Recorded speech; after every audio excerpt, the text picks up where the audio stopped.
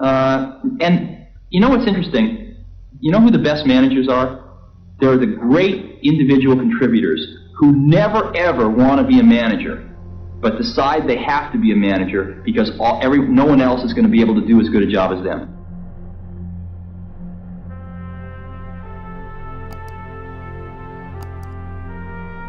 The greatest people are self-managing. They don't need to be managed. Once they know what to do, they'll go figure out how to do it, and they don't need to be managed at all.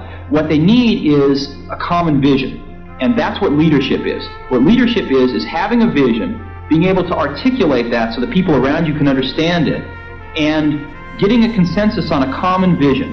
We wanted people that were insanely great at what they did, but we're not necessarily those seasoned professionals, but who had at the tips of their fingers and in their passion the latest understanding of where technology was and what we could do with that technology, and who wanted to bring that to lots of people. So the neatest thing that happens is when you get a core group of 10 great people, it becomes self-policing as to who they let into that group. So I consider the most important job of someone like myself is recruiting. We agonized over hiring. We had interviews. You could go back and look at some of the interviews agendas. They would start at 9 or 10 in the morning and go through dinner. A new interviewee would talk to everybody in the building at least once, and maybe a couple times, and then come back for another round of interviews, and then we'd all get together and talk about it. And then they fill out an application. No, they never filled out. The most critical part of the interview, at least to my mind, was when we finally decided we liked them enough to show them the Macintosh prototype, and then sat them down in front of it. And if they just kind of were bored or said, "This is a nice computer," we didn't want them. We wanted their eyes to light up and them to get really excited, and then we knew they were one of us. And everybody just wanted to work, not because it was work that had to be done, but it was because something that we really believed in, that was just going to really make a difference.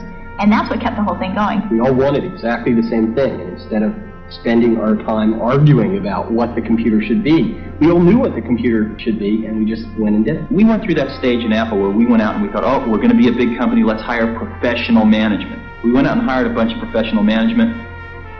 It didn't work at all. Most of them were bozos. They knew how to manage, but they didn't know how to do anything.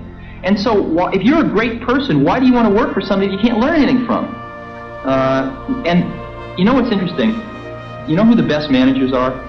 They're the great individual contributors who never ever want to be a manager, but decide they have to be a manager because no one else is going to be able to do as good a job as them. After hiring 2 professional managers from outside the company and firing them both, Jobs gambled on Debbie Coleman, a member of the Macintosh team. 32 years old, an English literature major with an MBA from Stanford, Debbie was a financial manager with no experience in manufacturing. I mean, there's no way in the world anybody else would give me this chance to run this kind of operation. And I don't kid myself about that. This is an incredible high risk, both for myself personally and professionally, and for Apple as a company, to put a person like myself in this job. I mean, they're really betting on a lot of things.